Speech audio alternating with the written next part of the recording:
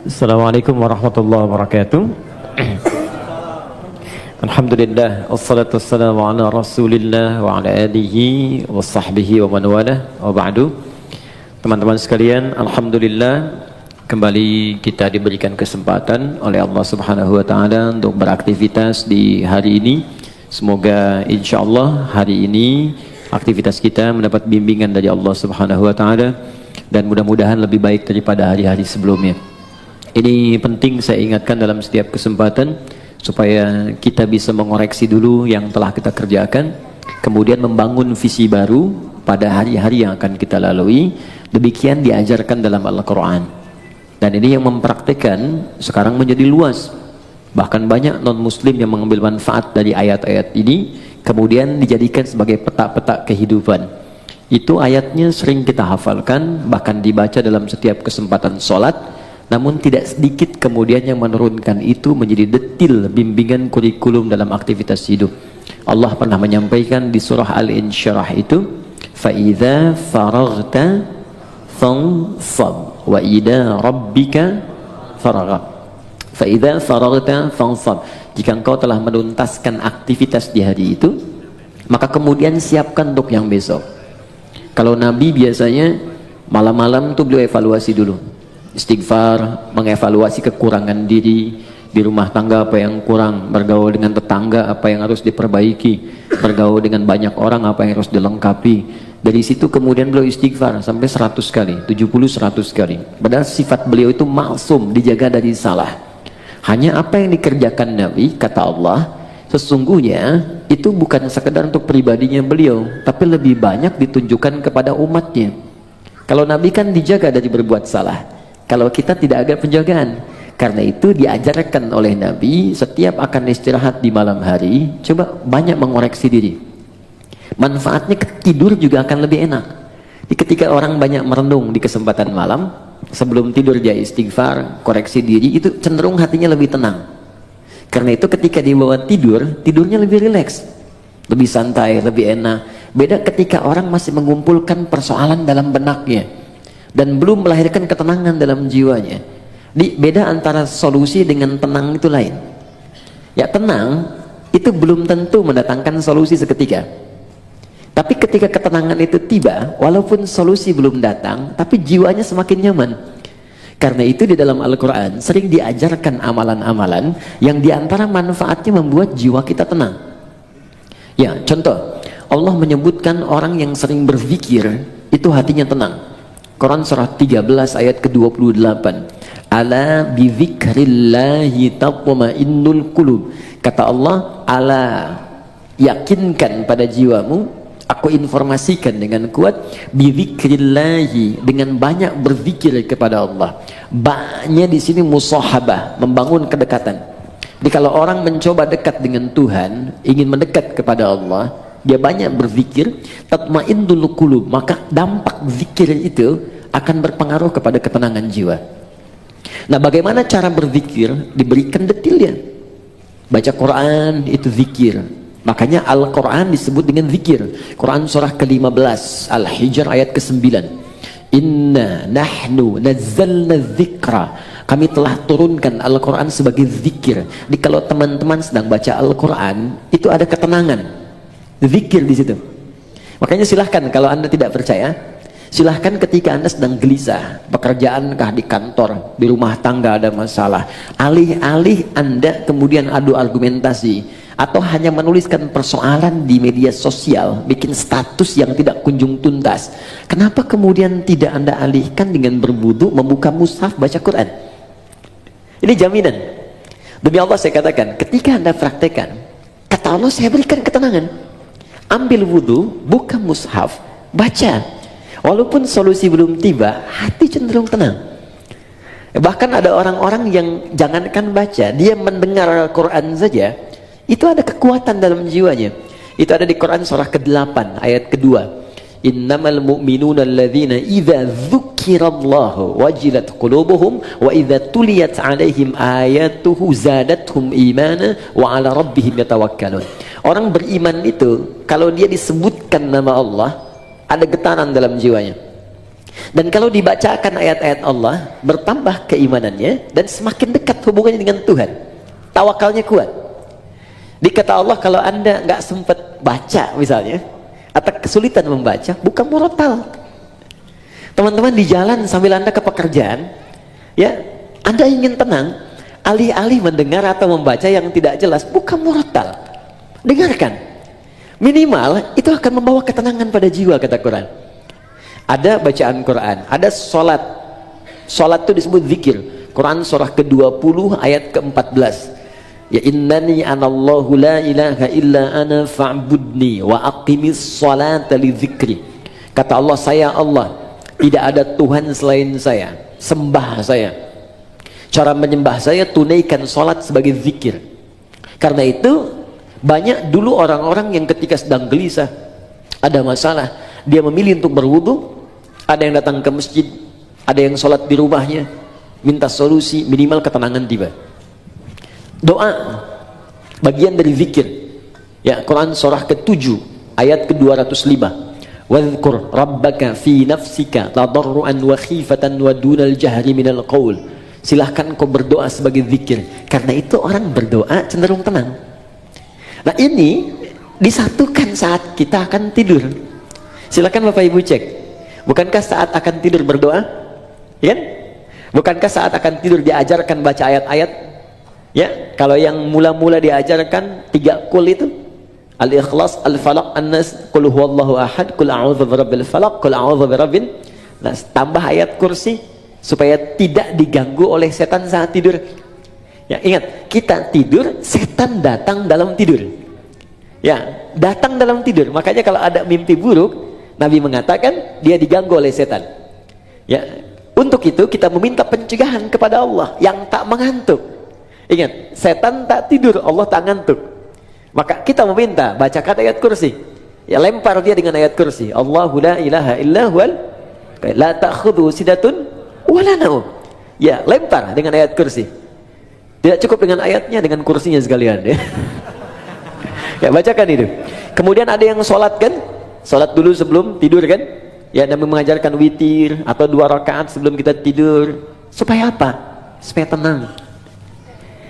Jadi gini, saya ingin ajarkan, mohon maaf, berbagi bukan mengajarkan. Saya ingin berbagi begini. Agama itu ketika memerintahkan kepada kita, bukan ingin memberi beban. Di cara berfikirnya ingin memberikan solusi. Di ketika Allah minta kita sholat, sebetulnya ingin memberikan ketenangan. Minta kita berdoa supaya kita nyaman. Allah nggak butuh dengan sholat kita. Semuka langit dan bumi tidak bersujud kepada Allah, tidak akan menurunkan status Allah sebagai Tuhan. Cuma kita yang butuh.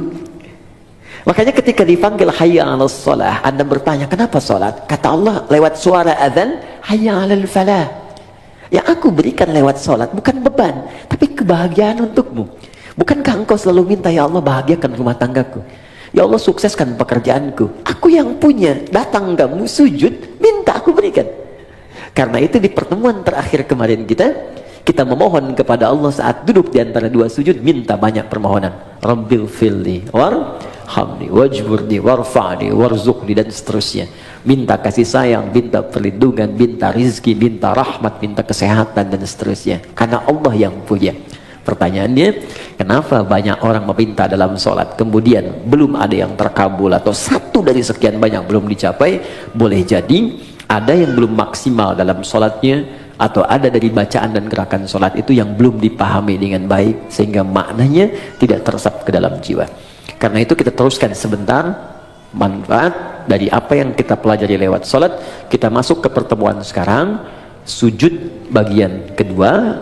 Saya akan ambil 10-15 menit saja, selebihnya kita akan diskusi dari pertemuan yang telah kita lalui. Saya kira ada beberapa kesempatan yang belum kita untuk berdiskusi, dan saya mohon izin mungkin akan berhenti lebih awal, ya mungkin setengah 12 atau mungkin 15 menit sebelum zuhur. Saya bisa pamit lebih dulu karena ada hal yang harus saya kerjakan kemudian.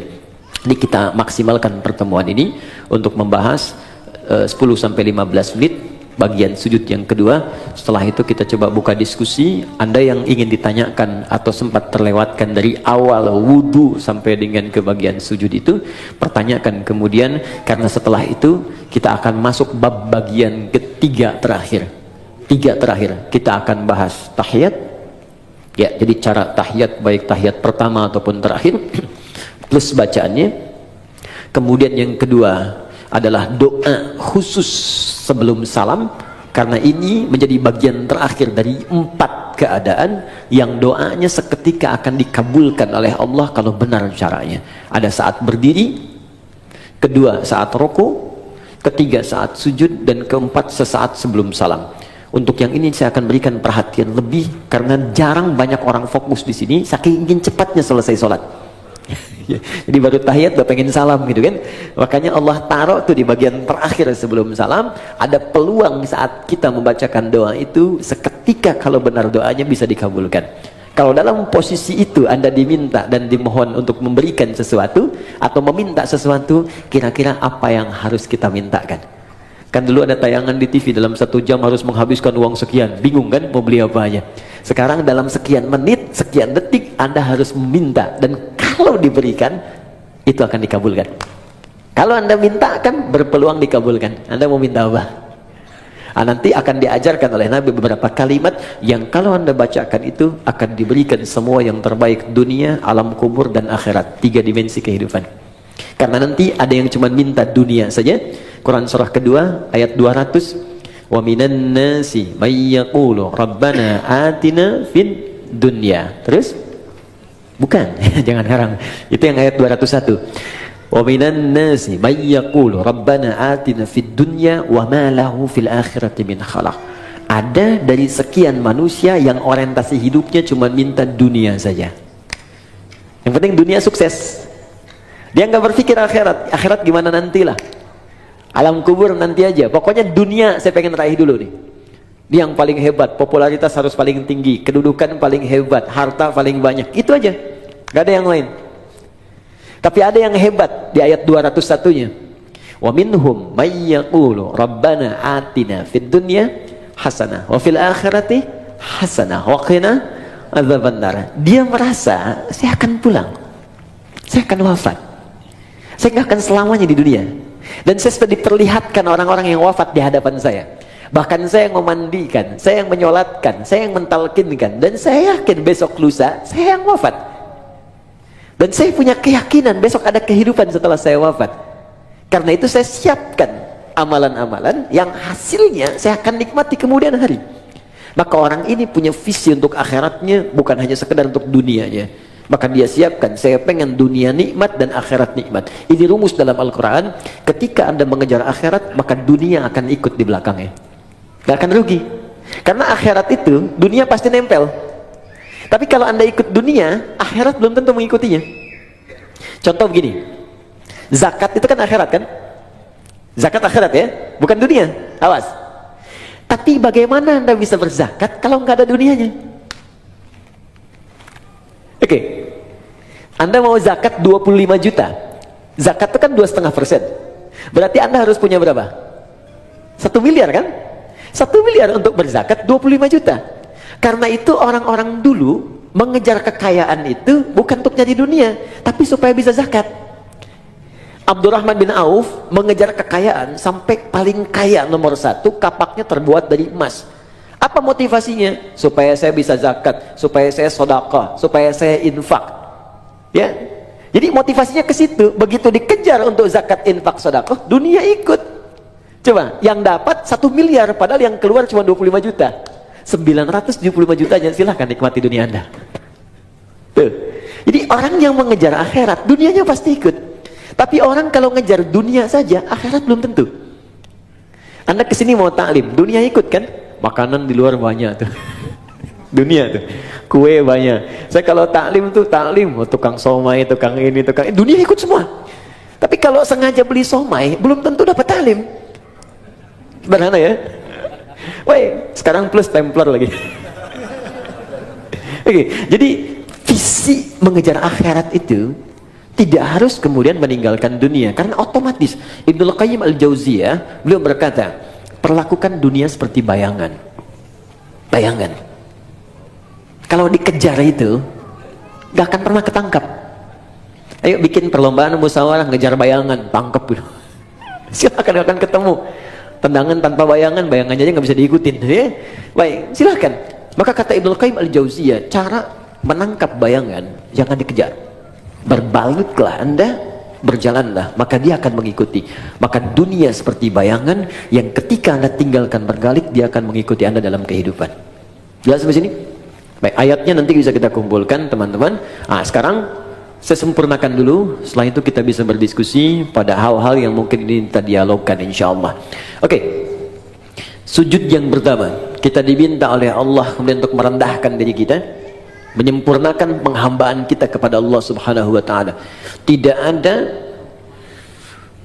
penyembahan yang sempurna, ketaatan yang paling dalam, penghambaan yang paling luar biasa tajam kecuali saat manusia bisa menundukkan kepalanya menyentuh ke dalam lantai yang ia pijak. Jadi ketika seseorang sudah mulai bersujud, itu pertanda dia sudah merendahkan diri yang paling dalam. Dulu orang-orang di zaman dulu ada Persia, ada Romawi, bahkan ditiru kemudian oleh kerajaan-kerajaan di Nusantara di masa-masa lalu sebelum datang Islam.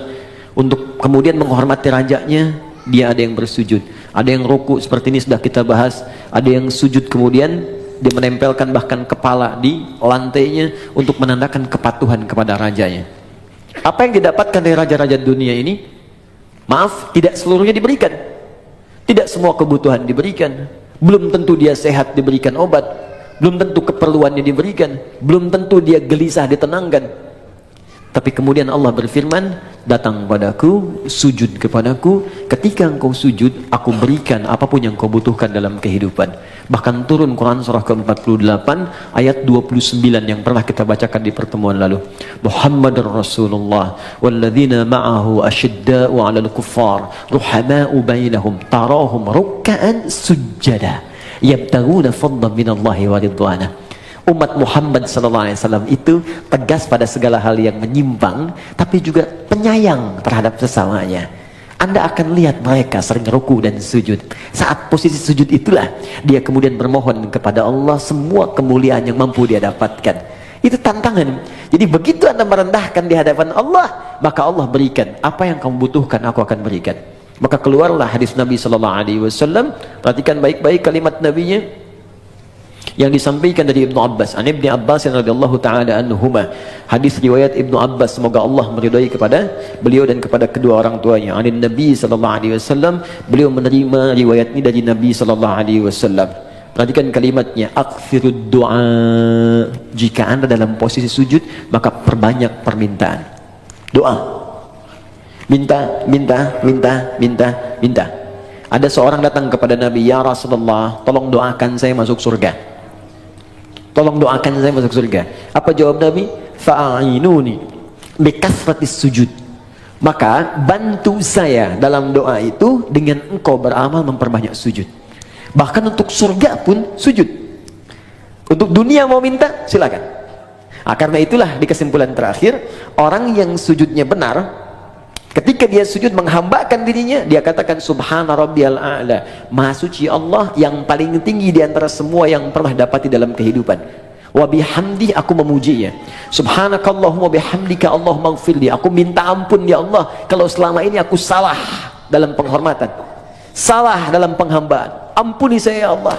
Maka bangkit dia, didudukkan oleh Allah. Kata Allah, silahkan mau minta apa, aku berikan apapun yang kamu butuhkan. Maka Nabi ajarkanlah duduk di antara dua sujud untuk meminta kepada Allah beberapa permintaan yang kita butuhkan. Rabbi firli warhamni wajburni warfa'ni warzuqni. Dari sekian yang kita bahas di pertemuan yang lalu, ada 7-8 permintaan. Silahkan minta. Makanya minta dengan hati, jangan cuma di lisan. Ketika Anda mengatakan Rabbi firli, ingat punya dosa apa. Awas, jangan hambar. Kalau cuma hambar, cuma di lisan. Kalau cuma minta di lisan, itu sudah banyak yang mengerjakan. Ada orang Arab Baduy dulu begitu, dan dikoreksi oleh Al-Quran. Buka Quran surah ke-49 ayat ke-14. Oke, Quran surah ke-49 Al-Hujurat ya. Ayat ke-14 ya. Jadi ada orang yang sering berucap di lisannya, tapi tidak diikuti dengan hatinya. Jadi nggak ada kekhusyuan, nggak ada kenikmatan dalam jiwanya, nggak meresap permintaannya. Qalatil a'rabu amanna. Mau nanti ngafani, beli kain kafan.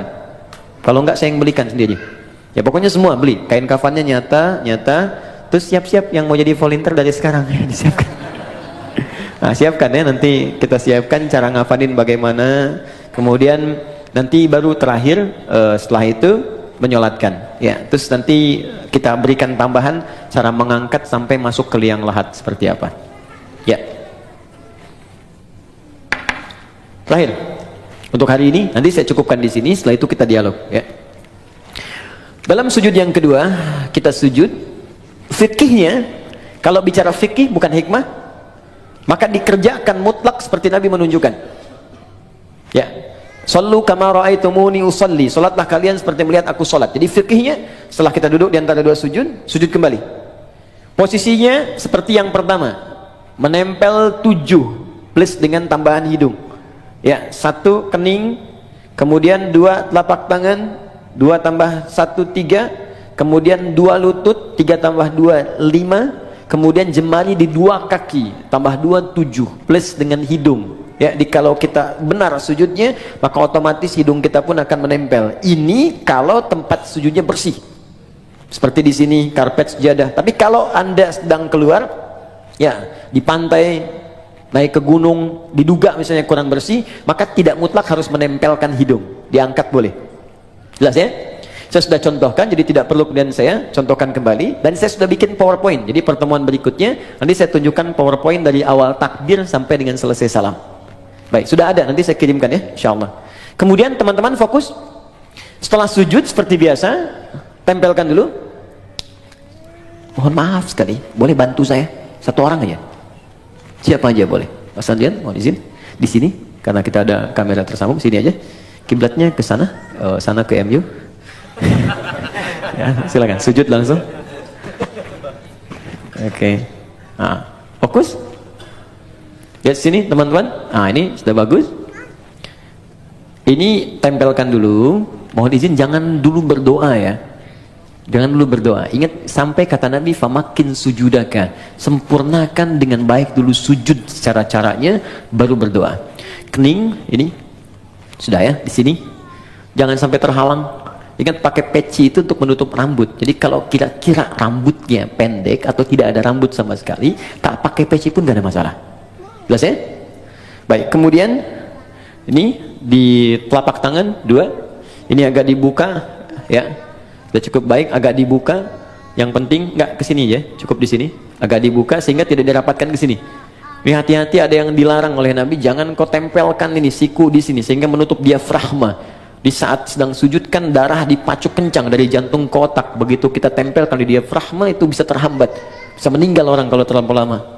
Dibuka. Ilustrasinya kata Nabi sampai anak kambing bisa lewat. Ingat anak kambing itu kan zaman Nabi orangnya besar-besar. Ya, jadi wajar lewat, itu cuma ilustrasi bahasa kiasan. Maksudnya ada ruang di sini, bukan Anda ukur. Mama sini sholat yang benar, anak kambing mana anak kambing? Tidak ya. Ini 2 lutut sini. Kemudian ini ditutup, bukan dibuka begini. Sudah saya terangkan, ditutup begini. Ini sudah bagus. Nah, sudah seperti ini baru berdoa. Ah, biarkan nikmat dulu, tekan sampai di kepala ini terasa enak, di kening.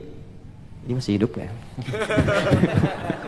Ya, alhamdulillah. Jadi tenang dulu, enak. Setelah merasa, biasanya awal-awal pusing, biasanya. Nanti setelah itu enak, baru berdoa. Bangkit, alhamdulillah. Nah, sudah duduk di antara 2 sujud, kan? Kemudian sujud kembali seperti tadi yang pertama. Baik, ini yang kita lakukan serupa. Jadi fikihnya tidak ada yang berubah. Sujud kedua sama seperti sujud yang pertama secara fikih. Bacaannya pun tidak berubah. Sama. Ya, subhana rabbiyal a'la atau subhana rabbiyal a'la wa bihamdi atau subhanakallahumma bihamdika Allahumma ighfirli. Silahkan dipilih. Jelas. Tapi ingat pesan saya baik-baik. Itu bacaan tadi itu hanya pengantar pada doa. Ingat, bacaan formal pengantar doa. Ingat pelajaran kita yang lalu. Setelah itu minta kepada Allah. Apa yang kita mintakan? Ingat baik-baik, sujud pertama kita minta silakan dalam hati, rasakan apa yang kita mohonkan. Bangkit, duduk di antara dua sujud, diajarkan oleh Nabi. Ini permintaan ini yang kamu bacakan. Kemudian kita sujud lagi, bacakan seperti yang pertama, tapi ingat sujud yang kedua mengandung makna syukur. Kalau benar syukurnya, Allah akan berikan lebih dari apa yang kita bacakan dalam duduk di antara dua sujud tadi. Bahkan ada orang yang belum minta, sudah Allah berikan. Seperti Maryam tadi, gak minta, Allah sampaikan. Seperti Luqman dengan anaknya, yang bukan Nabi, bukan Rasul. Seperti Umar pernah mendapatkannya. Seperti Abu Bakar pernah meraihnya. Seperti Ali pernah mendapatkannya. Bukan Nabi, bukan Rasul, tapi mendapatkan kemuliaannya. Paham sampai sini? Nah sekarang, ketika sudah sujud, kemudian bangkit, baik tahiyat ataupun bangun kembali, ada satu PR yang harus kita praktekkan dulu. Kata Allah, kamu syukur, saya tambahkan. Bagaimana cara bersyukur dan apa itu syukur? Kita bahas ini kurang lebih 1-5 menit. Setelah itu kita cukupkan, kita buka untuk diskusi. Sepakat? Oke, silakan Mas. Jazakallah khair. Syukur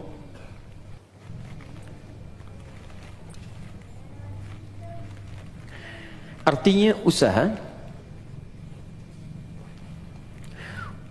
untuk mengungkapkan, upaya untuk mengungkapkan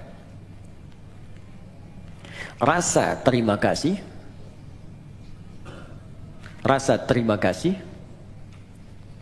dan kebahagiaan.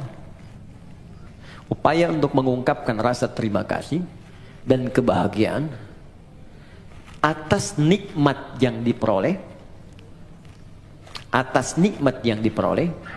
upaya untuk mengungkapkan rasa terima kasih atau kebahagiaan atas nikmat yang diperoleh. Perhatikan bagian ini rahasianya. Perhatikan bagian ini. Dengan cara menggunakan nikmat itu sesuai dengan ketentuan yang Allah tetapkan. Dengan cara menggunakan nikmat itu sesuai dengan ketentuan yang telah Allah tetapkan. Awas, bagian terakhir ini sangat penting. Ini yang paling penting. Contoh. Yuk, masih ingat teman-teman? Dalam duduk di antara dua sujud apa yang kita ucapkan pertama kali? Rabbil firli. Ya Allah, ampuni aku. Orang yang sudah diampuni oleh Allah, maka cirinya organ tubuhnya akan dijaga oleh Allah dari perbuatan maksiat. Lalu kita bersyukur. Sujud, ya Allah terima kasih, Engkau ampuni dosaku. Maka ketika Anda bangkit lagi, utamanya selesai sholat kita, maka buktikan nikmat yang telah Allah berikan kepada kita itu dengan berusaha menjaga tubuh kita untuk digunakan pada hal yang telah Allah tetapkan. Contoh, kata Allah, mata itu hanya boleh melihat yang ini, yang baik-baik, yang tak baik palingkan. Turun Quran surah ke-24 ayat 30 untuk laki-laki, 31 untuk perempuan. Qul lil mu'minina yaghuddu min absarihim. Katakan pada pria-pria yang punya iman. Masih ingat tadi di awal? Iman bersanding dengan salat. Alladzina yu'minuna bil ghaib wa yuqimunas shalah. Iman bersanding dengan salat. Katakan pada pria-pria yang punya iman. Katakan pada pria-pria yang telah salat. Ayat 31-nya wa qul lil mu'minat. Katakan pada perempuan-perempuan yang punya iman. Katakan pada perempuan-perempuan yang telah salat. Yaghuddu min absarihim, yaghuddna min absarihinna. Pandangannya, matanya gunakan untuk melihat yang baik saja. Jika yang ditatap itu tak baik, maka palingkan. Disebut dengan ghaddul basar. Maka jika Anda ingin mensyukuri nikmat ampunan Allah, maka gunakanlah kemudian tubuh kita untuk digunakan pada semua ketentuan yang telah Allah tetapkan. Mata, apa ketentuan mata? Telinga, apa ketentuan telinga? Lisan, apa ketentuan lisan? Sampai ke ujung kaki. Jelas? Di ketika Anda ingin mendapatkan ampunan Allah, kata Allah, saya ampuni. Baik, buktikan, jaga ampunan itu. Ini bukan Allah sudah bersihkan, Anda pakai maksiat lagi. Habis sholat, bicarain orang lagi. Yang dibicarakan kadang-kadang imamnya juga. Sialan tuh imam. Harusnya makmum dia benar. Baca kepanjangan, maghrib baca Yasin. Bisa. Baru salam gitu kan. Tayyib. Banyaknya di tarawih kan. Waladhdallin amin. Yasin. Malam pertama lagi. Allahu Akbar. Saya pernah tuh, itu baru hari pertama saya jadi santri. Begitu masuk pesantren di Garut, imamnya pas angkatan terakhir di kelas paling akhir, kelas 6. Dia baca madnya paling tinggi, paling panjang yang 6 harokat. Bismillahirrahmanirrahim. 6 harokat. Ya, kalau sekarang bingung, jadikan detik. Kalau kami mengajarkan pakai detik. 1 detik itu 2 harokat, 2 detik 4 harokat, 3 detik 6 harokat. Di detik itu lebih mudah. Tak, tak, tak. Lihat. Alhamdulillahi Rabbil Alamin Ar-Rahmanir Rahim Maliki Yaumiddin. 6 harakat panjang sampai waladhdallin. Jadi ketika dia baca 6 harakat itu kan lewat tadi 3 menit Al-Fatihah aja. Udah begitu selesai waladhdallin amin Yasin. Saya hari pertama masuk pesantren, malam pertama tarawih pakai Yasin. Di hati udah begini aja. Tapi Allah Maha Adil. Allahu Akbar. Jadi begitu selesai Yasin, Allahu Akbar. Itu tuh. Tapi tidak harus ditiru tuh yang begitu ya. Ya. Oke, lihat balik sini. Teman-teman fokus. Jadi begitu caranya. Ya, telinga jaga. Lisan jaga. Jadi jangan sampai saat sholat diampuni, habis sholat maksiat lagi. Ini menunjukkan ada yang salah dalam sholatnya. Tuh, sampai nangis anak-anak tuh. Banyak yang begitu. Ya sayang, nggak apa, mau coklat. Oke. Ada berapa? 1 orang? Tolong ke belakang. Rizki. Saya tutup. Kalau ini standar ya, ini yang sering orang keliru. Rizki bisa materi, uang, benda, pakaian, kendaraan, makanan, rumah, dan sebagainya. Oke, kita praktek dulu, fokus, praktek dulu. Kita minta warzuqni, ya Allah berikan aku rizki. Allah jawab. Dan kadang banyak orang tidak sadar, mungkin kesuksesan yang Anda dapatkan sekarang itu atas doa Anda saat sholat. Anda pengen punya kedudukan, kata Allah saya berikan. Anda pengen punya harta, saya berikan. Anda ingin popularitas, sukses karir, saya berikan, kata Allah. Tapi berapa banyak yang Allah berikan atas doa yang dimintakan dan dikabulkan itu kemudian yang disyukuri. Anda sujud, bangun, kata Allah syukuri. Sekarang pertanyaannya, ada orang yang bisa mensyukuri rezeki sampai-sampai Allah ditambah terus, tambah. Saking banyaknya tambahan sampai dia merasa dunia kecil. Dan yang paling dahsyat, ada orang yang nggak megang tapi ketika butuh ada. Itu yang kaya. Di saking banyaknya nggak kehitung. Mau makan, ada makanan. Pengen beli buah, ada yang beliin buah. Ada makan, ngajak teman malah dibayarin. Ya, jadi apa yang dia kerjakan tuh Allah cukupkan, cukup. Tapi dia aja nggak punya beban, ya, nggak capek, kendaraan nggak ngurus, mau berangkat ada yang jemput. Kadang-kadang dia telunjuk tangan begini, taksi berhenti, gitu kan? Wah, pokoknya luar biasa lah. Betul, pas bayar dibayarin. Nah, bagaimana cara mendapatkan rumus-rumus dimudahkan oleh Allah? Kata Allah syukuri. Nah, kembali ke konteks tadi di awal, syukur itu menggunakan nikmat yang Allah berikan sesuai ketentuan yang Allah tetapkan. Contoh, maaf, saya tidak bermaksud untuk menyampaikan hal-hal yang kurang berkenaan, tapi ini untuk introspeksi kita. Allah katakan, cari pakaian untuk menutupi aurat. Anda minta, ya Allah warzuqni, berikan saya rezeki. Kata Allah, ini saya kasih. Oke. Dari pemberian itu Anda berikan pakaian. Kata Allah, bentuk syukur dari pakaian itu engkau gunakan untuk menutupi aurat. 1. Berapa banyak kemudian dari hamba yang Allah berikan rezeki itu justru membeli pakaian yang membuka auratnya. Orang tuanya tertutup tapi anaknya terbuka. Jadi kalau dari kecil Anda tanamkan kepada anak, diberikan pakaian yang membuka auratnya, ya bagaimana saat dewasanya? Itu baru pakaian. Yang kedua, silakan lihat. Kata Allah, gunakan pakaian itu untuk engkau gunakan menampil dengan sempurna saat ibadah, menghadap kepadaku dengan pakaian yang indah. Turun Quran surah ke-7 ayat 31. Ya bani Adam khudhu zinatakum 'inda kulli masjid. Hei anak cucu Adam, jika ada panggilan dari masjid maka kenakan pakaian terbaikmu. Saya mau tanya, panggilan apa yang muncul dari masjid? Salat. Allahu akbar, Allahu akbar. Makanya orang khusyuk itu di pertemuan yang lalu masih ingat? Ketika dia akan menghadap Allah, dia kenakan pakaian terbaiknya. Allah yang panggil. Antum ini dapat undangan Sabtu Ahad yang ngundang manusia, tampilan luar biasa. Ada yang pesan dulu, jasnya dibikin dulu, sepatunya juga bikin dulu, mereknya ditampilkan dulu, hanya untuk penuhi undangan manusia yang belum tentu memenuhi kebutuhan kita, yang belum tentu memberikan solusi pada persoalan kita. Diundang makan cuma sekali, nambah nggak bisa. Solusi belum tentu hilang. Untuk menghadapi manusia saja tampilan kita luar biasa. Kata Allah, kenapa ketika aku undang tampilan kau biasa-biasa saja? Kan kurang adil, Bu, Pak, teman-teman. Yang paling unik yang dipakai di olahraga itu pula yang dipakai dalam sholatnya. Ada yang dipakai kemudian rekreasi, itu pula yang dipakai dalam sholatnya. Apakah salah? Tidak, sah menurut hukum. Tapi untuk bentuk syukur yang sempurna itu belum paripurna. Jelas sampai sini? Baik. Saya kasih rumus begini. Ini rahasia. Tapi saya coba dan hasilnya luar biasa. Baik, fokus baik-baik ya.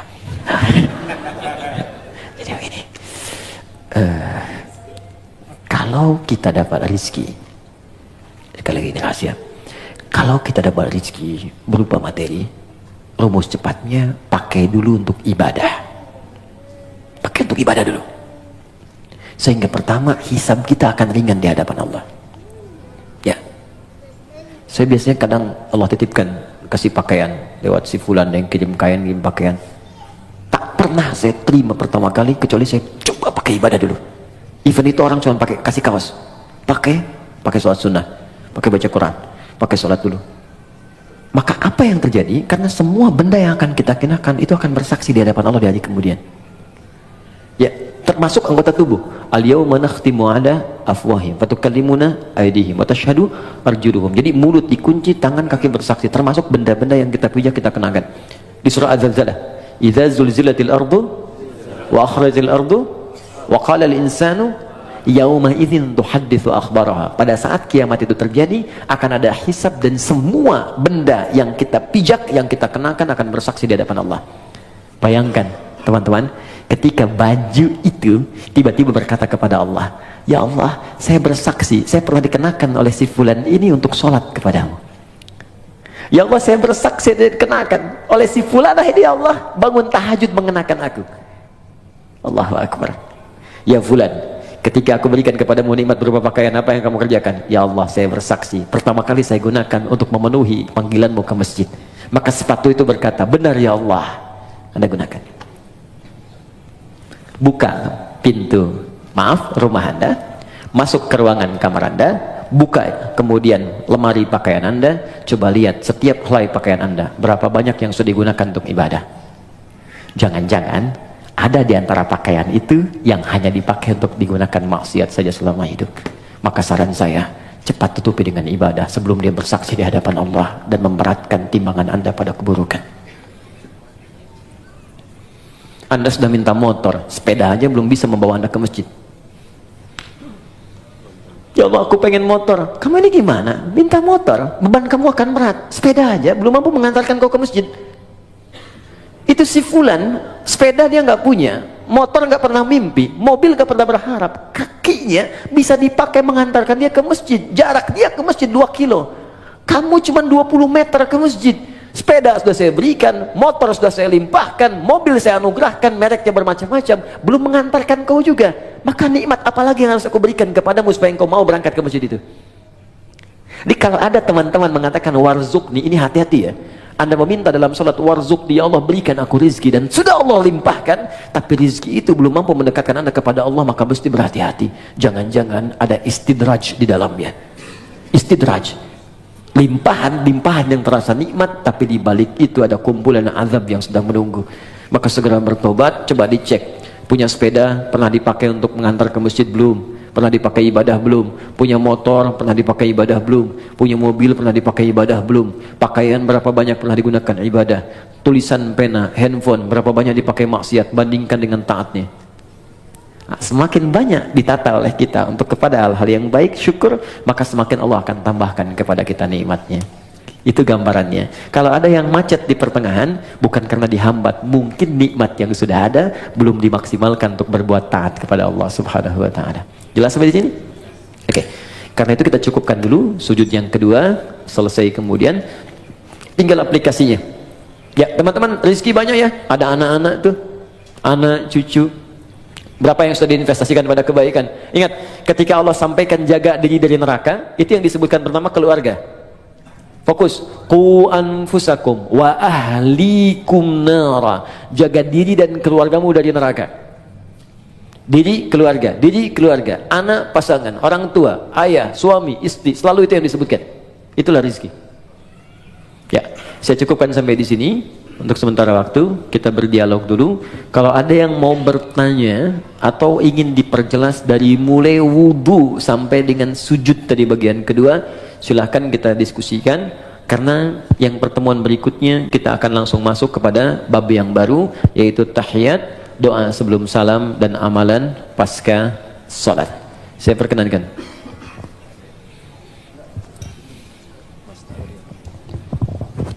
Ya, bismillahirrahmanirrahim, jazakallah khair, Ustadz Adi Hidayat. Baik teman-teman, masih ada waktu kurang lebih sekitar 30-an menit. Kita gunakan semaksimal mungkin untuk tanya jawab. Mungkin yang pertama saya persilakan kepada saudara yang di sini. Ya, yang di sini dulu ya, sebentar ya.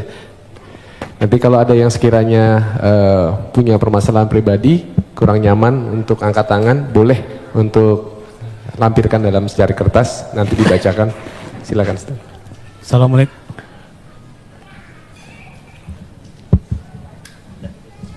Assalamualaikum Ustaz. Nama saya Iksan Ustaz.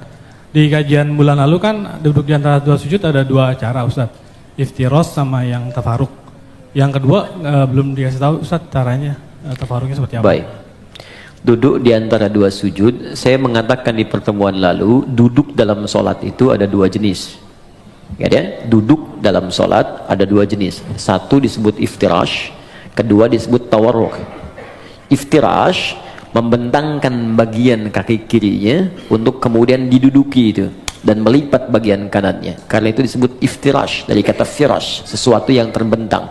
Kasur disebut firash karena dibentangkan, kita tiduri itu. Duduk disebut iftirash karena kaki bagian kiri dibentangkan untuk kita duduki itu. Kemudian yang kanan dilipat. Contoh paling mudahnya, kita kemudian duduk seperti ini, kemudian yang kiri dibentangkan begini, kemudian duduki, yang kanan kemudian dilipat seperti ini. Jadi kalau kita menghadap ke sini, nah ini iftirash ya. Jadi seperti ini. Yang kirinya dilipat, kita duduki, yang kanannya ditekuk. Gini ya. Jelas ya? Kemudian yang kedua tawarruk, agak lebih santai. Ya, memasukkan kemudian bagian kirinya ke selak-selak betis bagian kanannya ke sini. Kemudian duduk ke tempat alas lantainya di sini. Di tawarruk, sehingga tawarruk terasa lebih santai. Ya, seperti ini. Jadi ini yang dilipat kemudian ke kiri, yang kanannya ini kemudian ditekuk bagian jari-jarinya. Jadi kalau saya buka, mohon maaf sekali sebesar-besarnya. Bismillah. Ini saya buka, jadi jemarinya seperti ini, dilipat ya. Ya, ini yang dilipat, ini tidak pakai ya, lipat. Nah, ini yang kiri dimasukkan, dilipat, diduduk seperti ini. Dia agak lebih santai. Nah, ini ada sejarah. Dia ada kisah kapan Nabi kemudian tawarruk, karena di awal-awal masa, saya mohon izin kenakan kaos kaki dulu ya, sehingga nanti ada orang potong video itu Ustaz aneh katanya kan. Yang kanan pakai kaos kaki, yang kiri tidak. Ini sekarang masanya agak repot nih. Oke. Jadi ada nanti kisahnya. Jadi kenapa Nabi asalnya iftirash terus. Iftirash bahkan di tahiyat. Makanya nanti di beberapa mazhab termasuk Maliki, nanti saat tahiyat, baik tahiyat pertama ataupun yang terakhir, semua duduknya iftirash, kayak yang tegak. Nah, tapi nanti di akhir-akhir masa beliau hidup, itu kemudian beliau tawarruk pada bagian keduanya. Ya, makanya ada perdebatan yang sangat menarik di dalam fikih Maliki dengan Syafi'i. Ya, ketika kemudian Imam Malik ditanya, kenapa anda kemudian tawarruk, tidak tawarruk tapi iftirash dua-duanya? Kata Imam Malik, karena saya mengikuti Nabi di awal masa sholat itu, beliau kemudian duduknya iftirash semua. Nah, tawaruk itu ketika beliau sudah mulai lemah di akhir, makanya yang terakhir cenderung lebih santai, ya kan? Karena keadaannya sudah mulai agak lemah, maka di akhir cenderung santai karena tahiyat terakhir lebih lama daripada tahiyat yang pertama. Tapi jawaban Imam Syafi'i pun sangat bagus. Kata Imam Syafi'i, kita kan diperintahkan mengikuti Nabi, ya kan? Jadi kalau Nabi tawaruk, kita ikut tawaruk. Nabi iftiras, kita ikut iftiras. Kalaulah logikanya Nabi kemudian sudah lebih sepuh sehingga kemudian lebih nyaman tawaruk, kenapa dua-duanya tidak tawaruk tapi satu iftiras, satu tawaruk? Karena itu Imam Asy-Syafi'i lebih memilih untuk yang satu iftiras tahiyat pertama, yang kedua kemudian tawaruk. Imam Malik mempertahankan iftirasnya. Dua-duanya benar, yang salah yang sambil baringan gitu ya.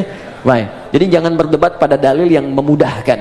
Adapun duduk di antara dua sujud, ya maka duduknya iftirash, bukan tawarruk, iftirash. Jadi ingat, hanya ada dua duduk dalam salat, iftirash dan tawarruk. Iftirash dan tawarruk keduanya bisa dipakai dalam tahiyat, tapi di antara dua sujud hanya iftirash saja, bukan tawarruk, kecuali pada kondisi kaki yang bermasalah sehingga tidak bisa iftirash, maka silahkan, jangankan tawarruk, kaki maju ke depan pun satu itu boleh ya. Jadi jangan marah ya teman-teman. Di Mekah misalnya kan ada sholat, tiba-tiba orang Arab kakinya begini satu saat tawaruk, ya kan? Nah, ini tandanya sedang ada masalah di kakinya, nggak sopan nih sama Allah. Bukan begitu, dia sedang ada masalah ya. Jadi silahkan, mau begini silahkan, mau gini silahkan, kalau sedang memang ada kesulitan ya. Kaidah fikihnya apa? Ad-daruratu tubihul mahdzurat. Dalam kondisi yang darurat, maka yang terlarang menjadi dibolehkan untuk sementara. Ingat ya, larangan yang dibolehkan itu sifatnya bukan permanen tapi sementara. Lihat contoh, ini sering saya sampaikan. Anda pergi ke hutan, kemudian di hutan sulit menemukan makanan halal, yang ada cuma babi. Kalau tak makan itu, maka bisa melemahkan fisik, bisa wafat. Maka dalam kondisi itu boleh makan daging babi ya, dapatkan, sembelih, ambil, masak, makan, tapi tidak untuk dinikmati, hanya untuk menutup lapar. Enak juga ya? Tidak ya. Jadi hilangkan lapar sambil mencari yang halal. Begitu yang halal ditemukan, maka ini haram kembali mutlak. Jelas ya? Oke, ada yang lain? Bismillah. Baik, bismillahirrahmanirrahim.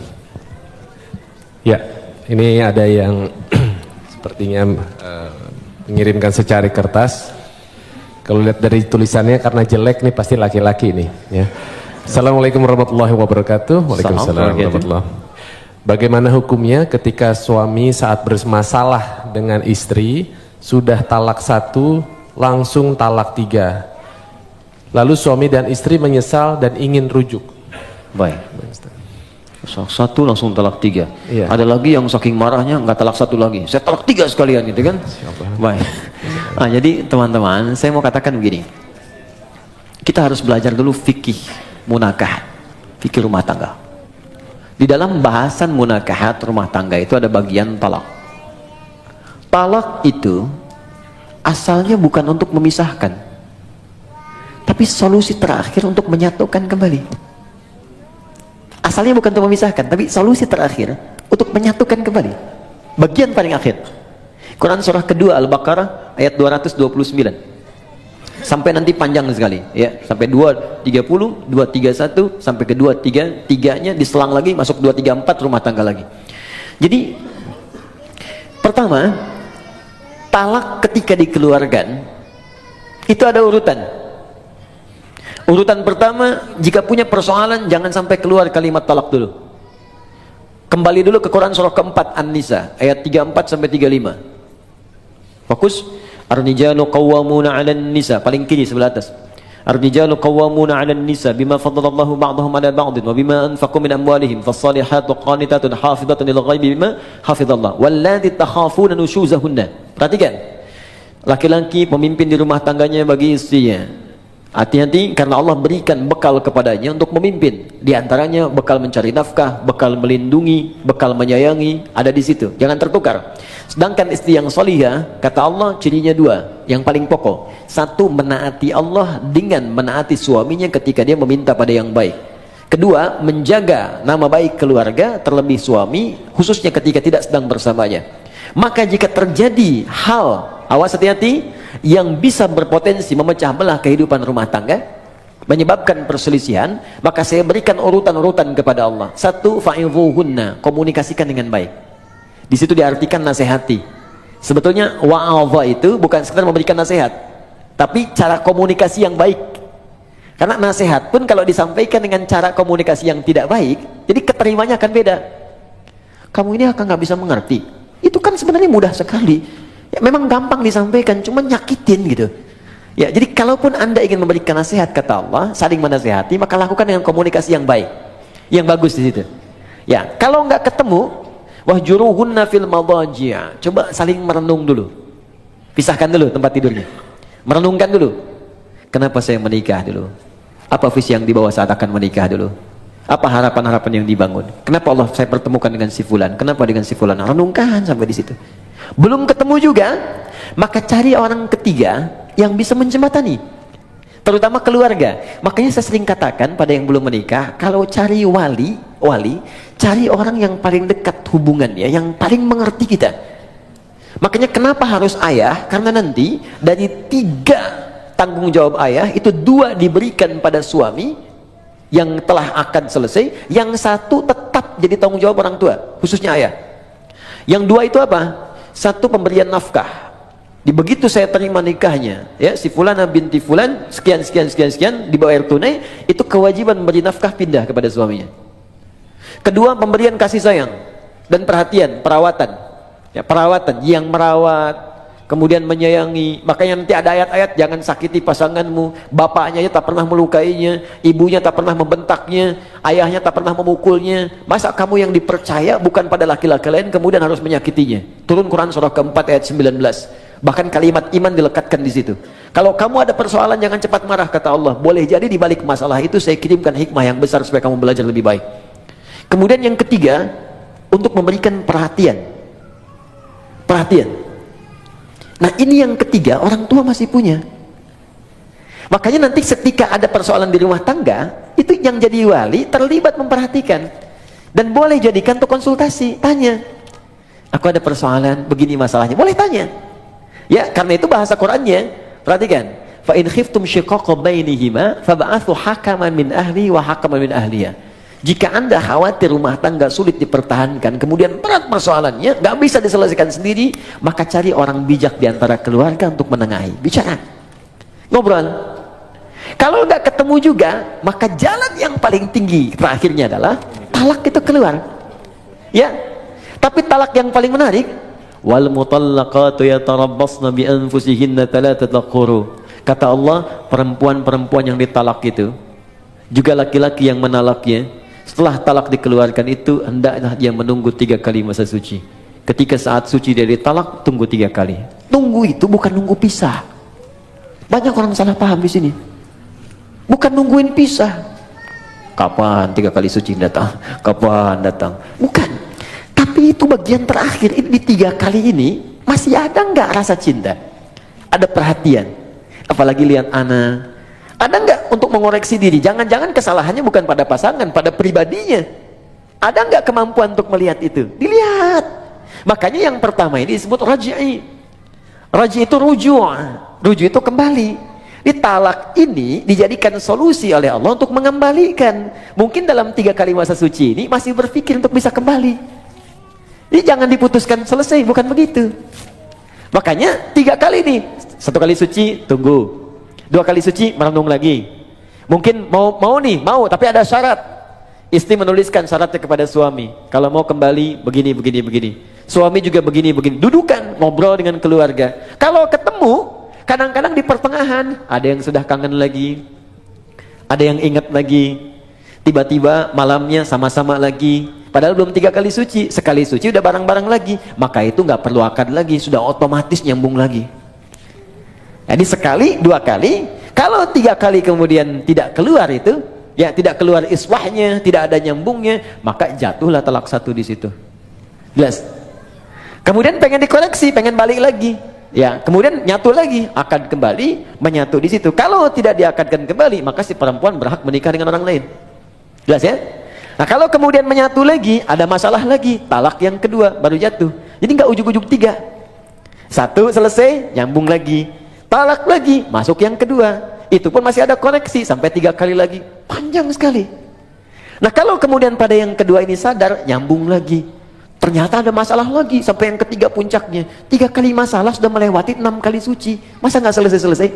Maka Allah kasih pelajaran, kalau keluar yang ketiga ini, pada yang kedua nih, pada yang kedua, kalau kamu sampai keluar talak yang ketiga lagi, kamu nggak bisa langsung nyatu kembali, kecuali dua-duanya harus menikah dulu dengan yang lain dulu sebelum menyambung kembali, supaya tidak terjadi talak lagi yang ketiga. Tapi kalau memang nggak bisa disatukan, dan memang ada hikmah, mungkin sampai di sini rumah tangganya, mungkin sampai di sini kelengkapannya, sudah, maka di situ kemudian berlaku talak yang ketiga. Jadi nggak ujuk-ujuk kemudian langsung 3, tidak. Ada tahapan di situ.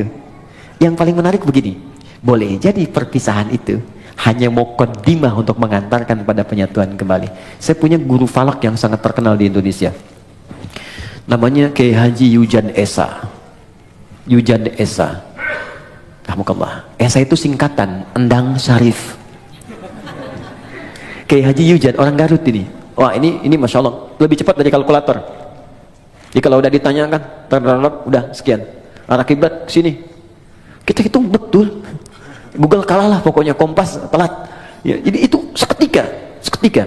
Haji Yujan, Yujan itu didapatkan karena dikasih orang, bahasa Arabnya Yujan, wajada yajidu Yujan, dikasih orang. Haji Yujan, haji saya dikasih sama Allah lewat orang itu, maka disebutkan Haji Yujan, hajinya dikasih orang. Saya nggak perlu bangga dengan semua itu karena ini pemberian Allah. Esa Endang Syarif, maka dikenal dengan Kiai Haji Yujan Esa. Baik, silahkan kalau mau singkat. Nah, kemudian menikah, sempat pisah. Tahu apa yang terjadi? Sampai kemudian beliau menikah lagi, istrinya yang pisah ini menikah lagi. Di akhir masa hidupnya, dalam keadaan sepuh, istri yang ini meninggal, suami yang itu meninggal, dan menyatu kembali yang tadi. Di masa tuanya, menyatu kembali. Jadi kita tidak tahu rahasia apa yang Allah tetapkan di kemudian hari. Yang bisa kita jalani adalah apa yang terjadi di rumah tangga, ikuti ketentuan yang ditetapkan oleh Allah, itu pasti solusi. Kalau punya masalah, duduk bicara, komunikasi yang enak. Terus perannya dilihat, Anda laki-laki, di perempuan. Kalau perempuan kata Allah, datang kepada laki-laki. Laki-laki itu pemimpin. Masih ingat kata-kata saya? Ciri khas pemimpin itu apa? Ya, ciri khas pemimpin tidak mau dipimpin. Dia hanya menerima masukan, tidak menerima saran. Ya, jadi kalau masuk kepada pemimpin, masuknya harus dengan cara yang tidak langsung. Biasanya kalau tidak tanpa mukadimah, papa sih begini-begini, balik lagi tuh. Tapi kalau kita masuk dengan cara yang lembut, Ma, saya mohon maaf kalau selama ini banyak salah, emang. Ya nggak apa-apa, terima aja dulu, nggak apa-apa. Iya, tapi mungkin Allah kirimkan papa untuk menyempurnakan apa yang kurang pada diri saya. Capek, nggak apa-apa. Ya memang hidup kita harus capek Pak. Ya tidak ada yang tidak capek. Kalau tidak capek mungkin kita sudah kembali kepada Allah. Saya bukan apa-apa, saya hanya takut ketika Allah tanya di kemudian hari, kenapa engkau tidak jaga pasanganmu dengan baik? Silakan Pak, kalau ada yang salah bisa dikoreksi. Saya siap. Saya hanya khawatir sebelum pulang kepada Allah membawa beban yang tidak bisa saya selesaikan di dunia. Hari pertama diam, tapi malam dia akan berpikir. Tengah malam mungkin menangis. Besok-besok tiba-tiba datang kepada Anda.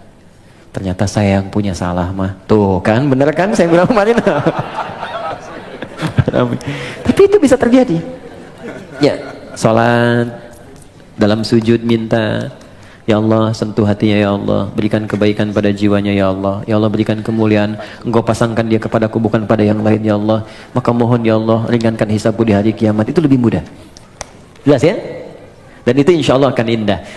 Bu, ada satu ya teman-teman akhwat, ini kisah nyata di masa lalu.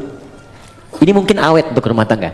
Jadi setiap suaminya mau tugas di masa lalu, dia selalu berdandan rapi dandan, terus diantar sampai ke depan pintunya, sampai dilihat bayangannya hilang.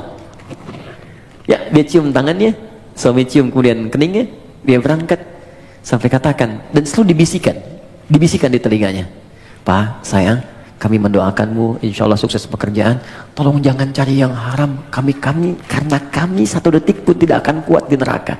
Kami sanggup menahan lapar seharian, tapi tak akan sanggup bisa berada di neraka walau sedetik. Dibisikkan di telinganya, jalan.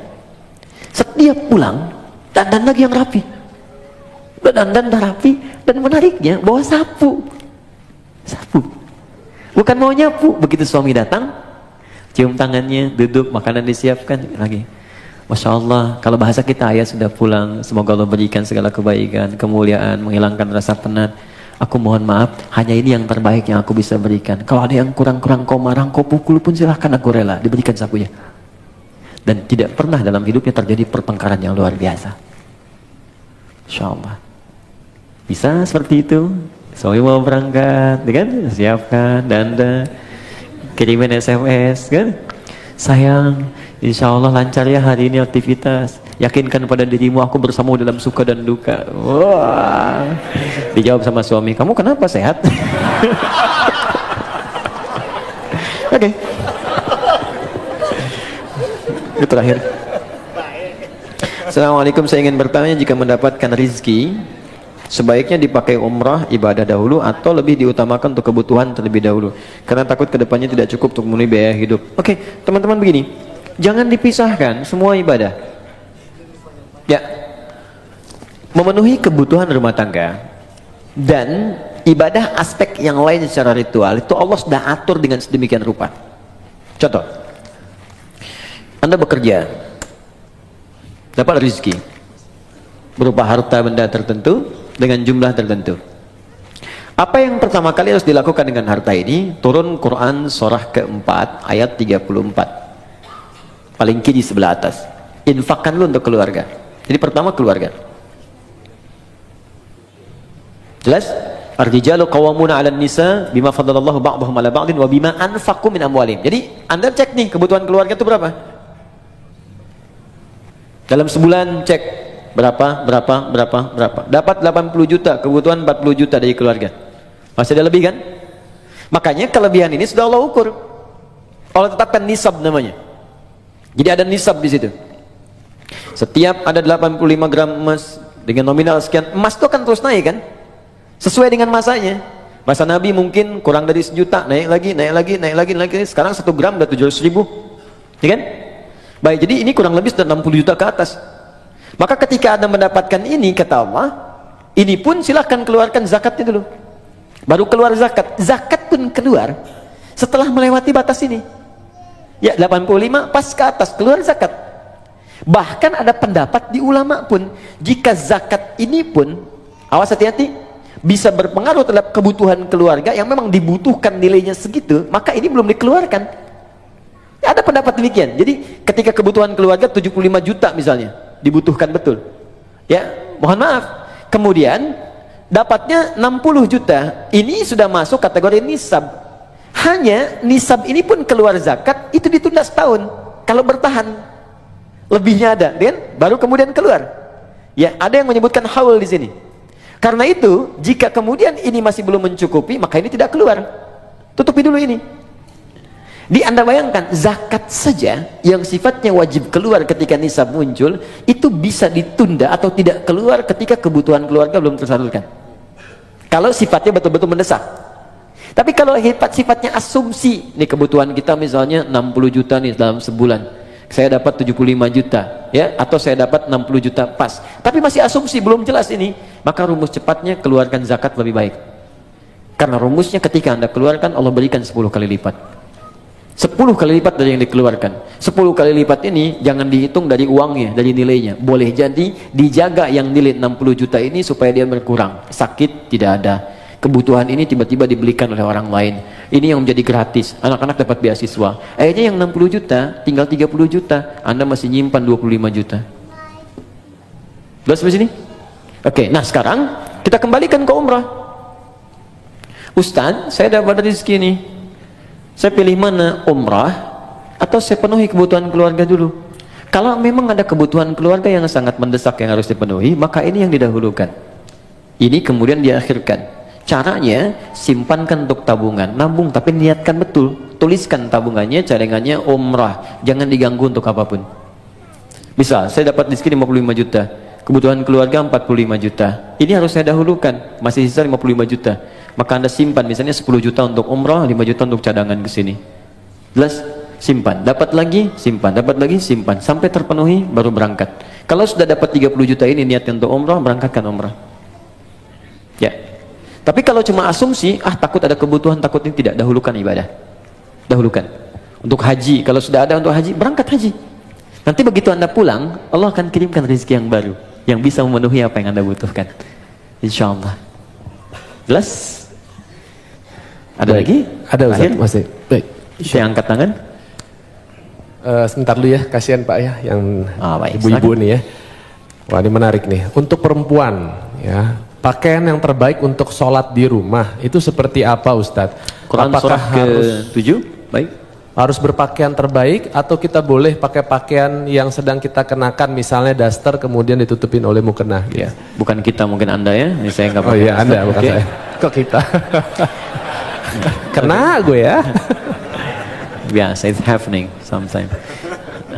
Oke. Quran surah ke-7 ayat 31, lihat di ujung ayatnya ya. Dari ayat 26 sebetulnya, 26, 27, 28, 29 sampai ke 31-nya. Di ayat yang terakhir dilarang untuk israf, berlebihan. Ya, wala tusrifu innallaha la yuhibbul musrifin. Kalau Anda tarik ke 26, 27 terutamanya, kemudian 28, 29 sampai ke ayat tadi yang saya sampaikan berhubungan dengan masjid. Pertama Allah katakan khudzu zinatakum 'inda kulli masjid. Ketika ada panggilan dari masjid, kenakan pakaian terindahmu. Indah. Indah itu ukurannya pasti sudah kita pahami lah. Ya, ada ukuran moral di situ, ukuran etika. Ya, ibu kondangan pakai daster gitu, indah tidak? Gitu kan? Misal ya.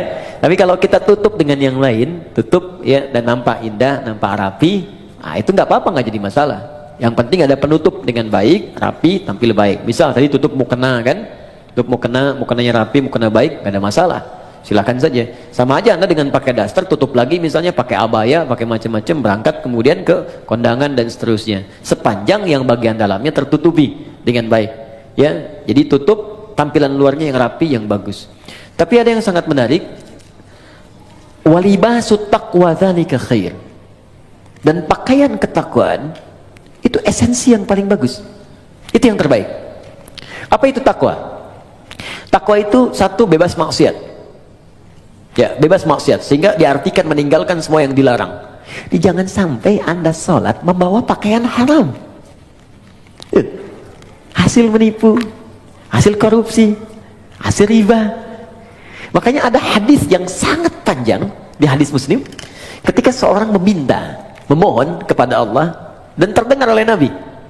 Ya. Thumma dzakara rajula yutilu safara ash'atha aghdara. Kemudian Nabi mengisahkan seorang lelaki yang menempuh perjalanan panjang. Doa orang yang sedang safar cepat dikabulkan. Yamudu yadayhi ilas sama, mengangkat tangannya ke langit. Fayaqulu, maka dia berkata, Allahumma ya Rabb ya Rabb. Jadi tiga yang dia kerjakan. Satu safar, kedua mengangkat tangan, yang ketiga memulai dengan al-asmaul husna. Setiap satu itu cepat mengabulkan doa. Di orang safar 2 kali cepat dikabulkan, orang mengangkat tangan cepat dikabulkan, menyebut al-asmaul husna cepat dikabulkan. Jadi harusnya 6 kali orang ini lebih cepat dikabulkan dari doa orang biasa. Tapi apa kata Nabi? Anna yustajabu lidzalik. Bagaimana doanya bisa dikabulkan? Mustahil. Ada orang yang ketika berdoa Allah bukan nggak mau ngabulkan, jadi balik lagi mental kayak gini nih. Nih, ini ada gelas kan, berjalan kan? Oke, kalau ini nggak ada sekatnya, saya mau masukkan apa aja bisa. Tapi kalau disekat begini, apa yang mau masuk? Gula nggak masuk, garam nggak masuk, spidol nggak masuk, balik mental. Bukan Allah nggak ngasih, mental. Apa yang menutupi sehingga mental jawaban dari Allah itu? Pertama kata Nabi, mat'amu haram, karena sumber makanannya haram. Mashrabu haram, karena minumannya haram. Malbasu haram, karena pakaiannya haram. Wa ghudhiya biharamin, dan perangkat hidupnya haram. Anna yustajabu lidzalik, bagaimana itu bisa dijawab doanya? Karena itu pakaian terbaik bukan persoalan masalah jenisnya, ya, bukan pada modelnya, tetap dia menutup aurat dengan baik, tapi pada yang pertama esensinya, apakah halal atau haramnya. Jadi indah itu bisa relatif, indah relatif, walaupun jelek itu mutlak, ya. Makanya ukurannya jelas itu kan. Baik, cari, tapi pertama jauhkan dari nilai hal-hal yang mengundang maksiat yang haram. Kedua, takwa itu berarti kedekatan yang sangat dengan Allah. Biasanya kalau teman-teman dekat dengan seseorang dan dapat undangan, bukankah akan mengenakan pakaian yang paling baik? Sekarang Anda ingin dekat dengan Allah, maka ketika ingin dekat dengan Allah, cari yang paling bagus, yang paling baik. Maka semakin tinggi kedekatan itu, semakin ada rasa dalam hati. pasti Anda akan memilih yang paling bagus. Pasti itu. Karena ada rasa dalam jiwa. Terus sudah otomatis. Nah, karena itu tidak dilarang ketika Anda menutupi dengan mukena, tampil menutup aurat, tapi jika Anda mampu mengerjakan nilai takwa tadi, walibasut taqwa dzalika khair. Pakaian takwa dengan dua model tadi itu yang paling bagus. Kalau Anda bisa kenakan ini, maka Allah akan turunkan jawaban di Quran yang sangat indah sekali di surah At-Talaq. Ya, surah At-Talaq ayat kedua sampai ketiga, di akhir ayat kedua, di awal ayat ketiga.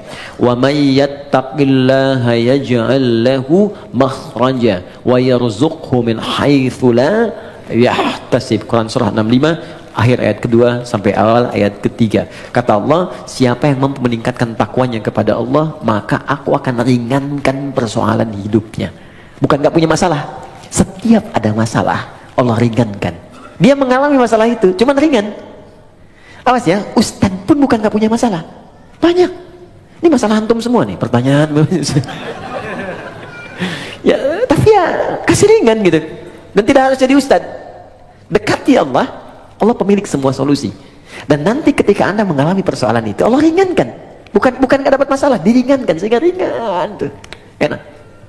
Oke, saya kira itu. Ya, Allah Taala alam. Cukup? Ya, baik. Ya, oke, yang angkat tangan tadi ya. Ini penutup ya. Ya, assalamualaikum warahmatullahi wabarakatuh. Assalamualaikum. Nama saya Bob Andinata. Saya ingin bertanya tentang khusyuk. Khusyuk, oke. Ini salah satu yang sulit ya. Saya pribadi kerjakan dalam sholat. Ya. Kebetulan saya profesinya dokter bedah. Jadi banyak masalah-masalah pasien yang saya pikirkan, dan itu terbawa dalam sholat, ya. Nah, sehingga dalam sholat sulit sekali, sampai mungkin lupa rakaat, gitu. Ya. Nah, seandainya begitu, mungkin ada kiat-kiat apa yang Ustadz bisa berikan, bagaimana saya bisa khusyuk dalam sholat. Mungkin tadi ceramah Ustadz juga bahwa kita harus memahami bacaan, memahami, tapi saya udah mencoba untuk menghafal apa segala, tapi mungkin sulit bagi saya untuk menghafal bacaan-bacaan Al-Quran tersebut. Yang kedua, jika saya lupa ini rakaat, itu bagaimana? Ya, sujud sahwi ya Ustadz ya. Bagaimana tata caranya seandainya kita lupa tentang rakaat tersebut. Dan yang terakhir mengenai pertanyaan yang terakhir tadi mengenai pakaian yang didapat yang haram, ya, itu seandainya saya mendapatkan sesuatu yang haram, apa yang harus saya kerjakan? Apakah saya harus buang pakaian tersebut? Apakah saya harus berikan apa gimana? Gitu. Ya. Terima kasih. Waalaikumsalam warahmatullahi wabarakatuh. Baik, pertanyaan dari Dr. Bob tentang persoalan khusyuk dalam sholat. Memang khusyuk itu masalah yang luas, universal, tidak tersekat ke dalam profesi dokter bedah saja. Tukang kredit ketika sholat bisa ingat kreditnya, yang mau arisan bisa ingat tuh, ya, ini giliran siapa menangnya. Semua. Karena itu di hadis Nabi menyebutkan umum, ada dua penyebab orang tidak khusyuk. Pertama, faktor setan. Ada setan khusus menggoda orang sholat, namanya khanzab. Ada yang menyebut khinzib.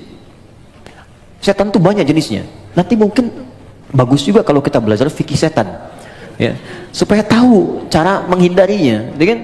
Ya, kita nanti belajar jenis-jenis setan. Ada setan di rumah tangga, ya, ada di Quran surah kedua ayat 102, namanya dasim. Ada setan di pasar, itu yang kalau ke mall pulang-pulang masih inget tas belum dibeli. Ada, ya, ada banyak. Ya, ada setan di tempat-tempat musik, ada banyak macam-macam. Ya, nah ini kembali ke setan yang goda orang sholat. Nanti saya sampai ke jawabannya. Jadi Nabi mengatakan dalam salah satu hadisnya, bima ma'na idza kabbara, kalau seorang sudah mulai takbir, kemudian faqala syaitanu, maka setan sudah mulai berbisik di benaknya, udzkur kada, ingat ini, ingat itu. Itu ke semua. Kalau kita belum takbir, itu biasa Pak, gak akan ingat tentang bedah, tentang pasien, tentang macam-macam. Tapi ketika Anda mulai takbir, Allahu Akbar, mulai ingat. Gunting tadi letaknya di mana? Ini ada yang belum dibedah, ini ada yang muncul semua. Berarti normal. Normal. Karena setannya betul menggoda. Ya, datang tuh. Baik. Hatta la yash'ural musalli kam raka'atan yusalli. Sampai-sampai ada orang salat yang tidak ingat berapa rakaat sedang ia kerjakan itu. Berarti benar kan hadis Nabi-nya? Dan kita semua umumnya hampir mengalami itu. Maka apa solusinya? Maka yang pertama sebelum sholat diminta kita untuk berlindung kepada Allah, berniat dengan benar. Innamal a'malu binniyat, semua amal bergantung pada niatnya.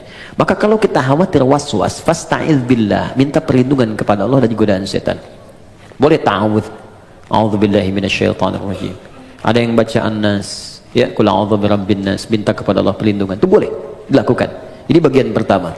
Dan ulama di sini nggak ada persoalan memohon kepada Allah perlindungan sebelum sholat, karena sholat dibuka dengan takbir secara bacaan, kemudian ditanamkan dengan niat.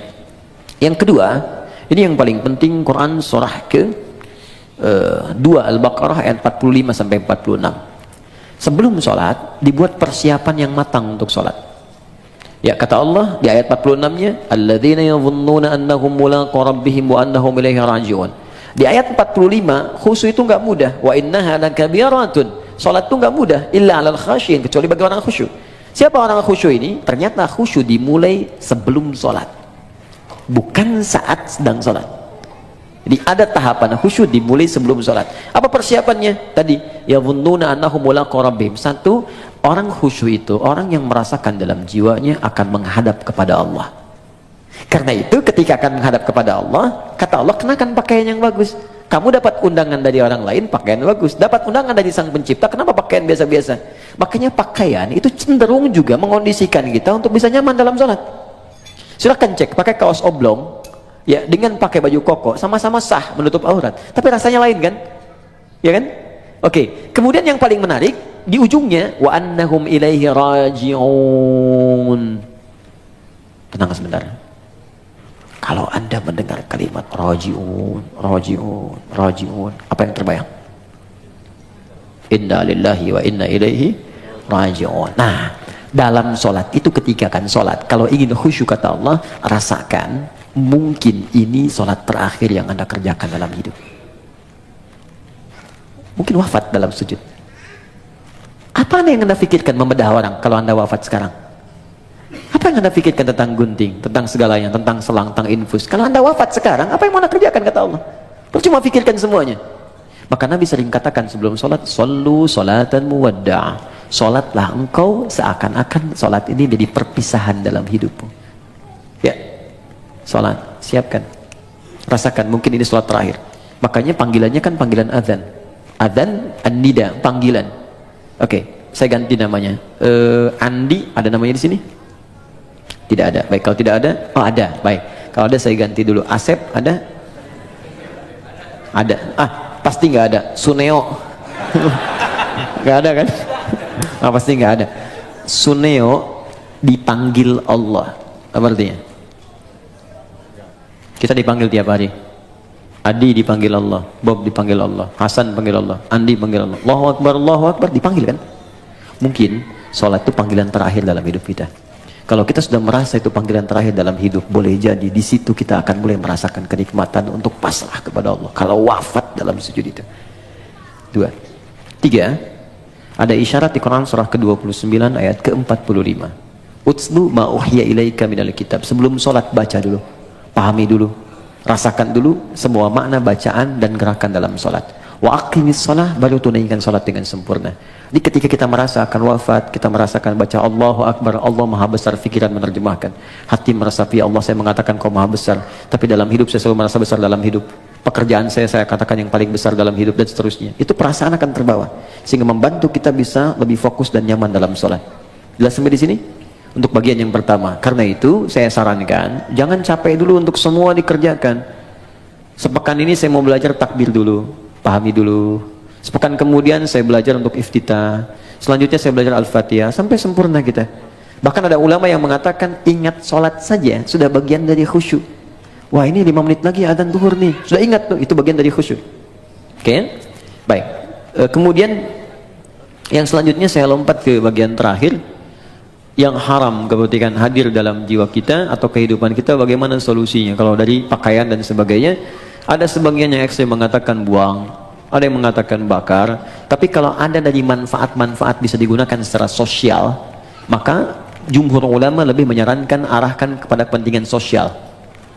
Misal ada harta haram berupa uang misalnya kan didapatkan, kita tahu ini haram, walaupun misalnya hukum setempat mengatakan boleh, tapi saya katakan ini haram nih secara agama, maka anda ingin bebaskan dari itu, maka kemana kan ini? Maka ulama jumhur mengatakan mayoritas berikan untuk kepentingan sosial, bikin jalan, bikin bangunan, bikin macam-macam yang sifatnya tidak konsumtif, ya, bukan dimakan. Jadi jangan berikan pada anak yatim, jangan berikan pada fakir miskin, tidak, untuk yang sosial sifatnya. Jadi kalau yang tadi misalnya mau diberikan pakaian pada dan kepentingan sosial, jual, berikan untuk kepentingan sosial, atau dipakai pada hal-hal yang sifatnya secara sosial bisa digunakan, silahkan, tidak ada masalah untuk di situ. Saya kira itu yang bisa saya sampaikan, teman-teman. Tinggal 3 menit ke zuhur, izin menyampaikan beberapa hal. Pertama, saya tidak bosan mengatakan ini, tingkatkan ketakwaan kita kepada Allah, jauhi maksiat, belajar dengan baik, belajar dengan guru-guru yang bisa meningkatkan iman kita, ya, ilmu kita. Tidak harus cukupkan kepada saya. Kalau ada yang benar dari saya, silahkan terima, amalkan, itu petunjuk dari Allah. Kalau ada yang salah, itu mutlak kesalahan saya. Anda tinggalkan, maafkan saya, dan saya tidak sungkan untuk mengoreksi, sehingga apa yang Anda dapatkan kita semua bisa belajar dengan baik. Kemudian yang kedua, insya Allah Anda boleh catat tanggalnya, tanggal 18 Rabiul Akhir 1441 Hijrah, bertepatan dengan 15 Desember. Saya ulang ya, 15 Desember, hari Ahad depan, ya, depan 2019, tempatnya di Islamic Center di Koja, Jakarta Utara. Kita akan ada momen sangat besar. Ini hanya setahun sekali. Saya undang teman-teman, dan alhamdulillah kalau Anda ada waktu, itu ada acara sehari bersama Al-Quran. Di situ akan hadir ahli Quran, kita undang se-Indonesia, khususnya peserta-peserta karantina yang pernah ikut menghafal Quran 30 juz 30 hari.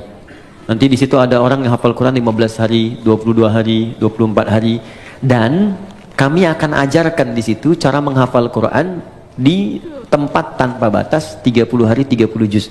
Biasanya karantina kita ajarkan metode yang bisa digunakan di rumah, ya, di tempat-tempat khusus lain kita akan ajarkan di situ. Insya Allah akan hadir juga para ulama-ulama dari luar, dubes-dubes dari negara tetangga juga, negara sahabat, ada tokoh-tokoh yang lain, ahli Quran akan datang. Kemudian ini yang menarik, nanti ada wisuda untuk para penghafal Quran, yang mereka pun akan memakaikan mahkota kepada kedua orang tuanya, ya, dari anak kecil sampai nanti ada ibu yang hafal Quran 78 hari dari Jambi. Itu takut naik pesawat, makanya pakai bis ke Lampung. Ternyata di Lampung yang daftar cuma 2 orang, akhirnya ke Bekasi, dan suaminya mengatakan kalau belum hafal jangan pulang dulu, ya, sampai hafal selesai. Khusus untuk ibu itu nanti yang pakaikan mahkotanya suaminya, insya Allah. Dan nanti biasa ketemu dengan ahli-ahli Quran, keluarganya bagaimana. Ada anak kecil saya belum buka sampai sekarang, saya nggak mau anak itu diekspos terlalu jauh sehingga kehilangan Qurannya. Ini anak bu, ini hebat bimbingan ibunya, kita sekarang matangkan di Bekasi. Dia ikut kelas dengan saya, itu dia hafal Quran dengan nomornya, posisinya, temanya, ya, sampai juga automatically Quran tak gitu, cepat sekali. Nanti saya tampilkan, saya kenalkan waktu tanggal 15 Desember nanti, jamnya dari jam 8 pagi sampai menjelang zuhur setengah 12. Jadi untuk sesi ta'limnya yang saya sampaikan jam 8 sampai sekitar jam 9 setengah 10. Jam 10-nya masuk nanti sesi untuk ada takrim, wisuda, ada juga nanti ulama-ulama yang lain untuk hadir. Itu. Kemudian yang terakhir, saya mesti minta maaf karena ada penyesuaian jadwal untuk tahun depan. Sekali lagi saya mohon maaf sebesar-besarnya, tahun depan itu ada penyesuaian sehingga kesibukannya agak bertambah. Mungkin ini adalah pertemuan kita yang terakhir di tahun ini. Jadi saya mohon maaf sebesar-besarnya, kita bertemu lagi tahun depan, ya. Tahun ini tahun terakhir, ya, cuma nanti kita sesuaikan. Ini kan terakhir kan tahun ini, ya kan, bulan depan kan tahun baru kan. Baik, jadi nanti insya Allah tahun depan kita dudukan lagi, mudah-mudahan waktunya kita bisa sesuaikan. Saya kira itu saja teman-teman. Kita doakan guru-guru kita, saudara-saudari kita, dan semoga semuanya mendapatkan hidayah Allah Subhanahu wa taala. Kita akhiri dengan doa kifaratul majlis. Saya salat zuhur di sini nanti karena waktunya sudah tiba, dan mohon izin langsung pamit. Subhanakallahumma wa bihamdika asyhadu an la ilaha illa anta astaghfiruka wa atubu ilaik. Allahumma taqabbal minna innaka antas samiul alim wa tub alaina innaka antat tawwabur rahim. Rabbana atina fid dunya hasanah fil akhirati hasanah wa qina adzabannar wa akhiru da'wana alhamdulillahi rabbil alamin. Assalamualaikum warahmatullahi wabarakatuh.